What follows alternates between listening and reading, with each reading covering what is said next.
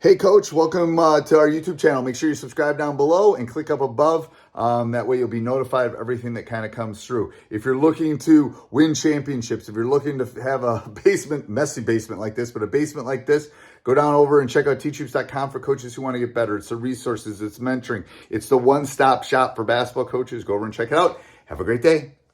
All right, welcome. Coaching Youth Hoops. Coach, any of you are listening, I want to go on record that I am wearing my GC shirt and Coach is not wearing his. And we love Game Changer. And this is usually it's the other way around. Usually Coach is wearing his and I forgot mine. So that's why I'm teasing him right now because I had my 3 and 3 today. So I dressed so after we're done shooting the podcast, I have to go to 3 and 3. So I'm wearing my Level Up, which is my youth basketball team's organization. Yeah. By the way, did you look? So for all the coaches here, that was my camp. Like that Level Up I designed that. The girls picked it. I did a bunch of designs, the colors? And they picked out. Yeah, those are our team colors. Team colors are purple. Purple and like a so I'm gonna two Wisconsinites are gonna talk for 30 seconds here. So I was a Pergolder growing up, which is purple and gold. Madison East are the Pergolders.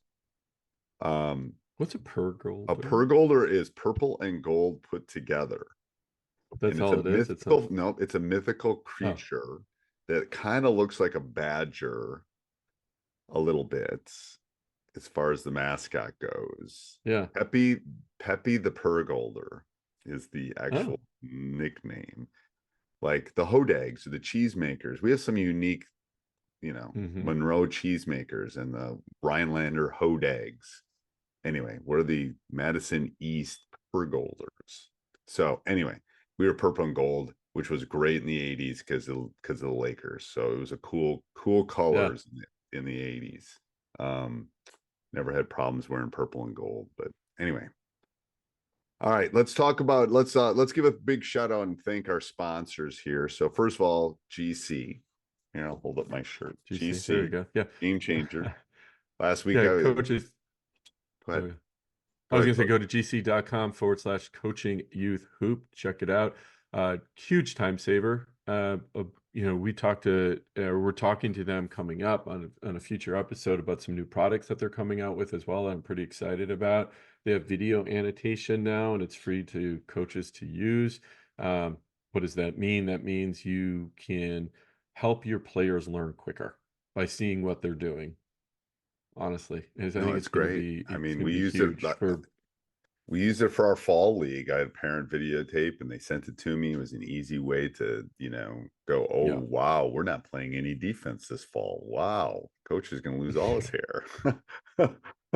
So it was great from that standpoint. All right, so Game Changer, go over and check them out. And also, what else can we talk about, Coach? Well, let's talk about what we're going to talk about today, which is keeping players engaged during practice. This came up as part of just some feedback from coaches, what some struggles that they're having, and it's really it comes down to players just goofing around during practice, not paying attention, losing focus, right? So we're going to talk about how do you change that? How do you change that behavior? Well, you could go over to Coaching Youth Hoops and look at our practice plans. You could do that. That would help. Well, great segue, because this has been an issue for some time, and the practice plans at coachingyouthhoops.com are geared to help solve this problem. They're fast moving, they're timed, they have constraints built into them, so you can change it as your player. You can change a particular drill as your players advance versus always teaching a new drill. You just change the constraints in a set of drills that you've taught, right? Because that's one of the key problems, right? When coaches have to explain things and it takes longer and the players are losing focus and they just want to play and they don't want to learn how to do a new drill and you're just vomiting, right? And I'll give you a story from someone that's coached for 37 years. So I've run my youth clinics the last couple of weeks. First week I had 9 kids. Great, easy, blah blah blah. Had a practice plan, blah blah blah. And then the next week was the parent meeting, and I ended up with 42 kids and me by myself. Now, luckily, I had enough. I had things ready, but if you don't, like, 42 kids with one coach and 6 baskets can be a little chaotic. Holy cow. Yeah. Yeah. So, luckily I had plans because I didn't know how many kids were going to show up. So I had plans kind of working through that window. But the key is you just got to keep them moving. That's part of the thing is you got to, like, it's hard to not have 42 kids and having half of them standing around not being attentive.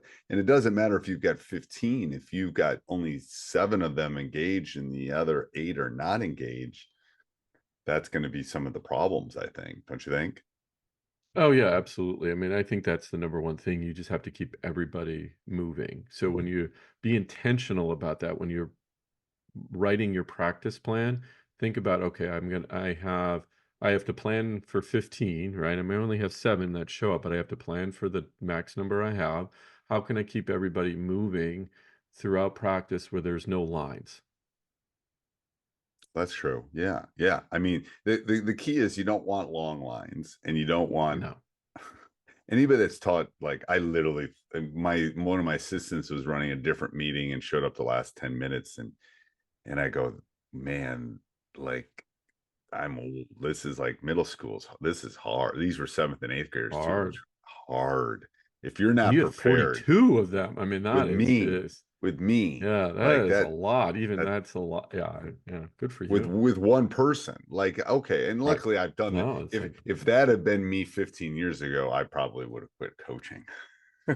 But it was like, okay, here we go. I'm going to do this. And luckily I had 6 baskets because we were in our gym. So I was mhm. able to do it. And then I'll tell coach, I didn't even tell, I grabbed a parent and said, I need some help here. You're going to do this. You're going to take the 7th graders there, and here I'm going to explain it. And then we're going to do this. And, I kind of knew how to direct it because I've done it a long time, but, Yeah. I think that's where the planning comes into play.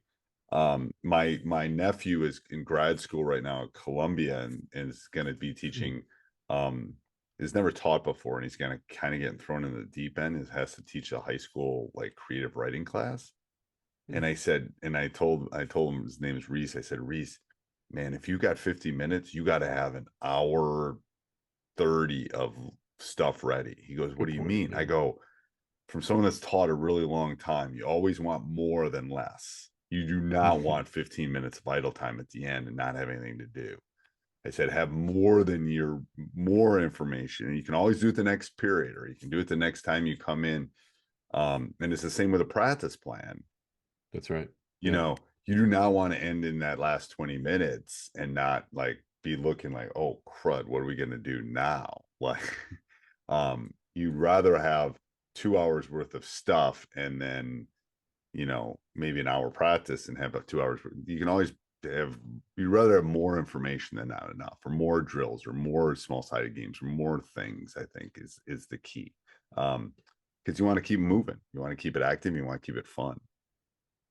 Yeah, absolutely. I mean, yeah, it's funny when I created the practice plans on coaching youth hoops, I was thinking the there's like for about every 60-minute practice, there's probably is 90 minutes of instruction. Extra Right. drills like, oh shoot, that drill didn't work or didn't resonate, or maybe I didn't explain it the right way. Okay, next drill. I think if you just keep the practice, you have a structure, you keep the practice moving, you have a plan in your head. What do I want to achieve today? What's the most important Right. thing that my team needs today?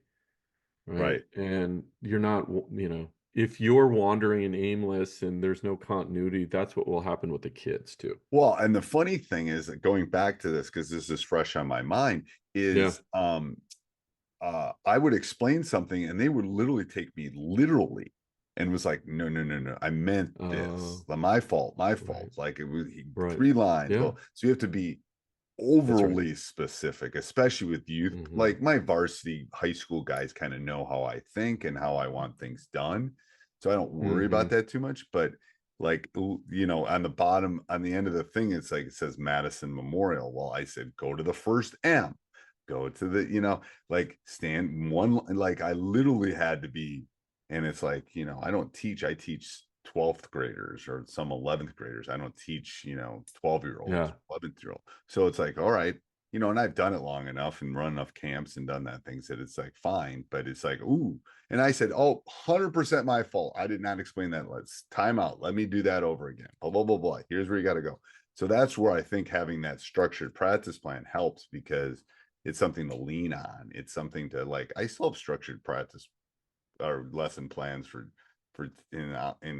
for a teacher of 37 years. I'm not going in blind. Like that's not good Yeah. for anybody. But I I think think that that's where, probably yeah. well, I was going to say, I think probably my worst practices were where I didn't have a plan, right? The kids were, Right, you know, right.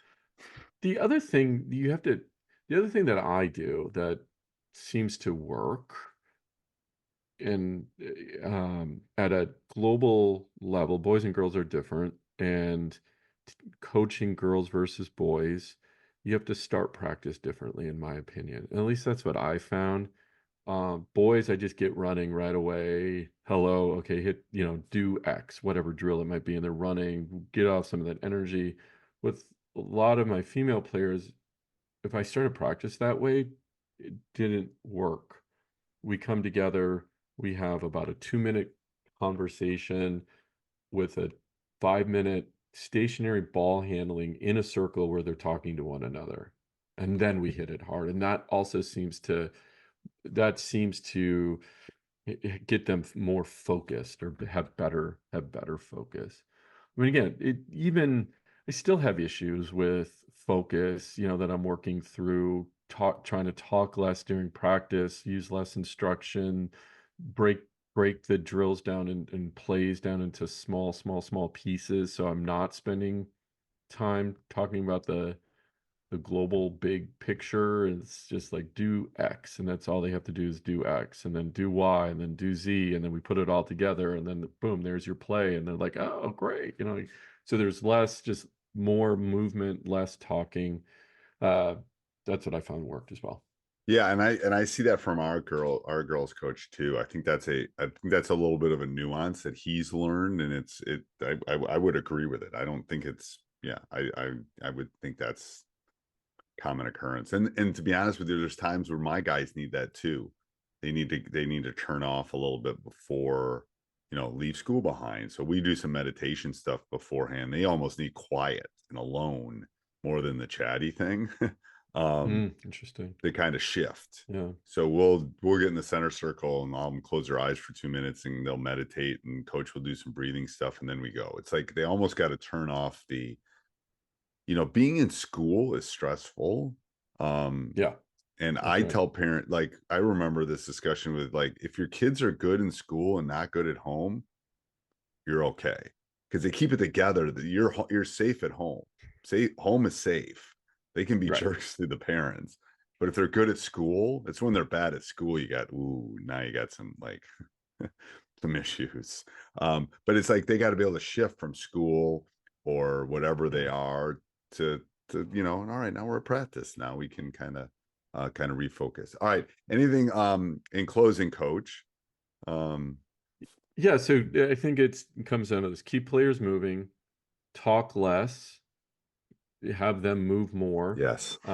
more mix of instruction and play with an emphasis on more play, Right. right? Right. They're there to play basketball, and limit your lines as best as you can.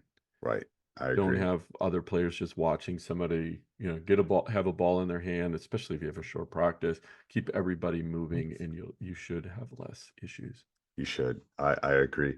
All right, that's awesome, coach. And where can they find the practice plans again? Yeah, just go to coachingyouthhoops.com. You'll see options there, drop down menus for age specific. Uh, yeah, go check them out. They're all done for you. You don't have to worry about all the stuff that we just talked about. They're there and you're ready to go, age appropriate drills. Time is the most precious thing. I was talking to Time Coach is about the most, that. yeah. Time is the most precious thing you have. Let us Buy save back your time and go to coachingyouthoops.com and download the practice plans. All right. Till next week, Coach. Till next week. Hey, Coach, so glad you enjoyed the video. I hope you enjoyed it a lot. Actually, if you did, subscribe and like, and then go over and check out teachhoops.com for coaches who want to get better.